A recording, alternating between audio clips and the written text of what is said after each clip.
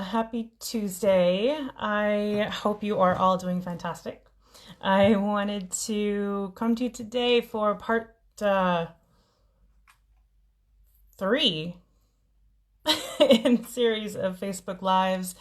I clearly feel like it's been so much more. I've given you lots of content. So I hope that you found it useful so far. If you'd like to go back and check out the other ones previously, it's on my company's Facebook page, Gem Services. And my name is Jennifer Nunez, if I haven't met you yet. I hope that these are helpful. And today we are going to talk about how to determine your branding. Getting it set up or revamped even is really important for companies right now to be conscious of what their brand is and how they're going to present themselves to the world. So there are a lot of things to consider, and make sure that you write down, which is also very important. You want to write these things down so that your people have your team, your future team, whoever it may be, know exactly what the brand stands for and who you are and what you want to do going forward with the company. And that goes for anyone that actually interacts with your company as well. If you have a clear vision of what exactly the company is and represents, then your customers will too. So let's get started. Branding first begins with, who is your company? Do you have a team of people? Does it have a personality? Do you stand for something in particular? Does it help certain people, and why? Does it have its own, style? Does it have a punk style, and you are sassy kind of company, and you want to really get your brand out there with a type of tone that gets people really curious? Do you have a team, and you are a company that is represented by an entire team of people? So when you make posts, do you say we, or do you say I believe, I think, or do you say we're so excited, we're so pumped to send you this new product? You have to identify exactly what your company is. Does it have a face? Does it have a name outside of the company name? Maybe you have a mascot, and it kind of makes it easier to visualize that personality. But whatever it is, you want to make sure that your company has its own little avatar.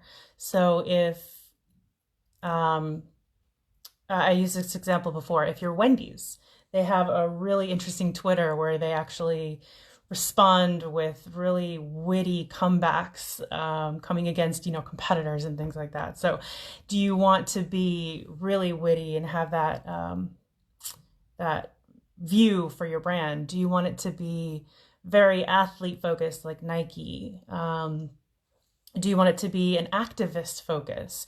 Then you're going to look at things very differently with what you post and how you post it and what you say than if you were an oil company.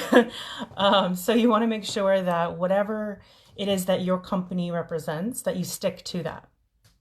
And that'll go along with so many other things. If you write those things down and actually say, these are what my company believes in, this is what we believe in, and this is how we represent ourselves, bring that forward, and you'll actually be able to spread that throughout the company and going forward. Because if people know what you are and who you want to be and show yourself up as, it'll be a completely different vibe as if you just kind of throw stuff out there. So define who your company is, define who the actual avatar looks like. Is it a 20-something on TikTok on an hourly basis? Is it an executive who's on LinkedIn trying to find information about how to get their company, going forward? Just define the company's avatar. So then once you have that defined and you know exactly what you want to represent, you can start forming topics that you want to actually focus on. So if you're a sustainability company, you want to have sustainability topics. You want to find the hashtags that people are posting. You want to follow the blogs and the people that are within that industry that mean something to your industry and to your company. You want to focus on exactly what the company is going to like and follow and hashtag yourself. Because if you throw out a hashtag on your post that's completely irrelevant, let's say fashion on your milk company, then you're not going to make sense to the people that follow you. So they're not going to connect with you. They're not going to follow you, or if they do, it's going to be completely shallow. It's not going to be a real engaging person because it's not actually something that they thought you were, because you posted something that didn't actually make sense for your company.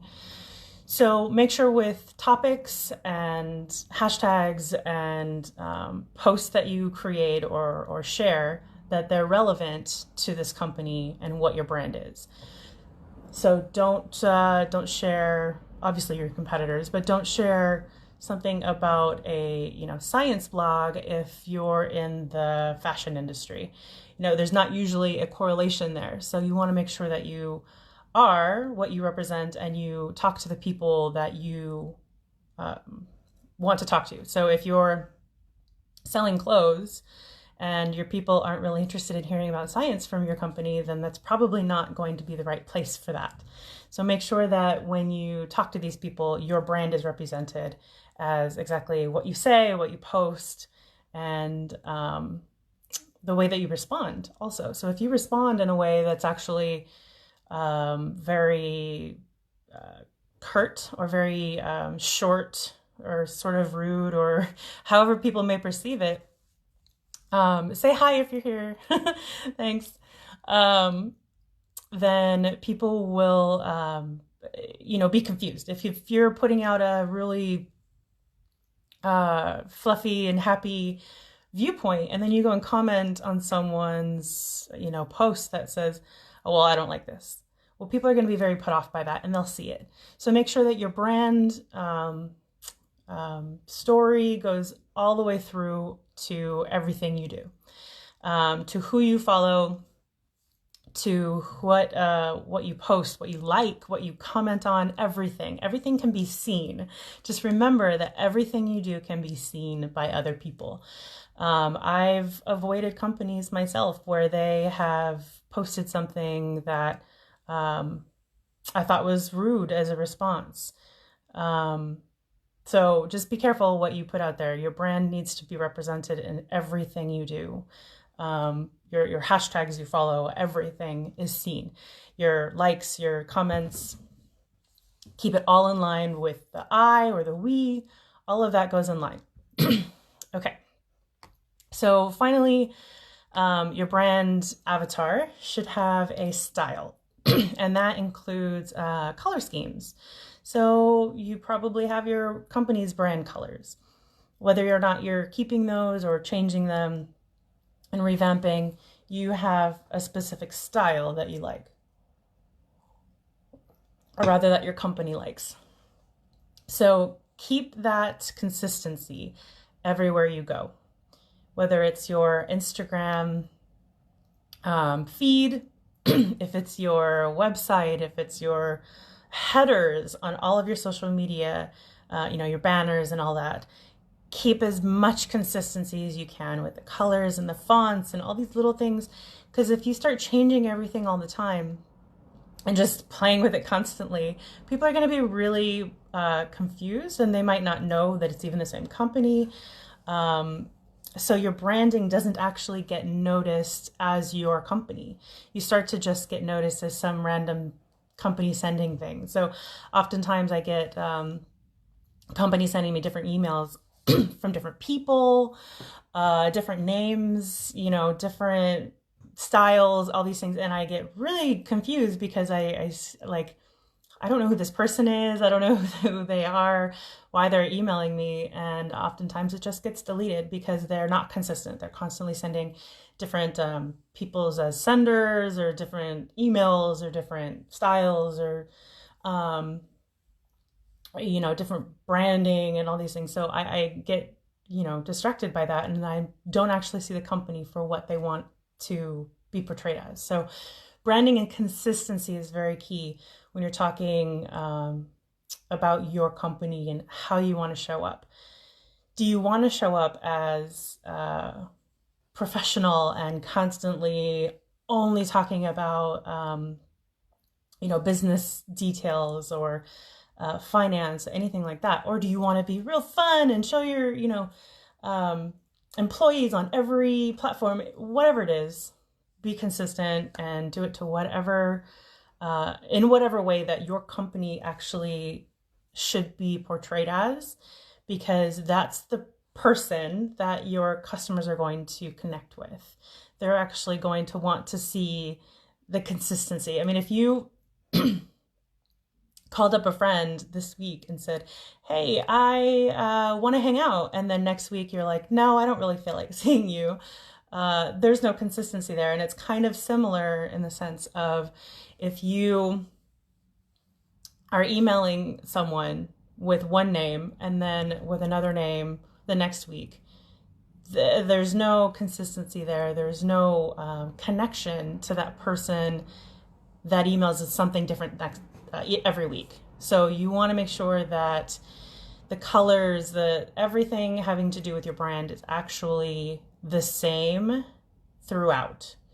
So again, the font, the colors, and you can identify colors for your brand if you happen to not know what they are. There's actually a plugin you can use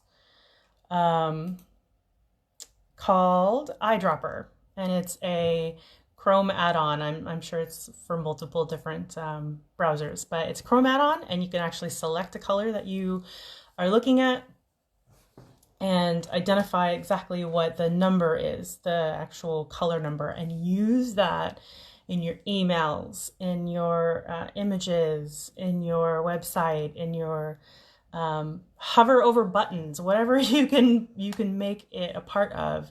Put that in your branding, in your presentation of everything that you do. So on that note, my last point is to be consistent. If you haven't noticed,